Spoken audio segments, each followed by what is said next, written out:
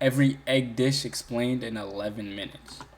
Scrambled eggs are the most deceptively simple egg dish in the world, and the one professional chefs most commonly use to judge skill. The technique requires no rare ingredients, no equipment, and no timing precision. Yet the majority of people cook them incorrectly for their entire life. The most common error is high heat. High heat firms the proteins rapidly and extracts moisture, producing dry, rubbery curds. The correct method, as codified by French culinary tradition, is low heat with constant movement, pulling the eggs continuously from the edges of the pan so the proteins set slowly and trap moisture inside. The result is soft, wet, almost custardy folds that hold their shape without becoming solid. Those Gordon eggs look Ramsay's good as scrambled egg technique, which became one of the most watched cooking videos on the internet after its release in 2010, involves removing the pan from heat repeatedly during cooking to prevent overcooking, finishing with creme fraiche, and adding chives at the very end. The Ramsay video has been viewed over 60 million times. The single most watched egg tutorial in internet history is a lesson in not rushing. Fried egg. The fried egg is the oldest continuously prepared egg dish in recorded culinary history. Apicius, the Roman food writer of the first century. My childhood meal. My grandma used to make this for me and my brother all the time, bro. Fried egg on some white rice. Oh my god. Literally does the job. Every time does the job. And my grandma on my other side, every morning, scrambled eggs with some frijoles and queso fresco and tortilla. Bro, eggs are just good, man.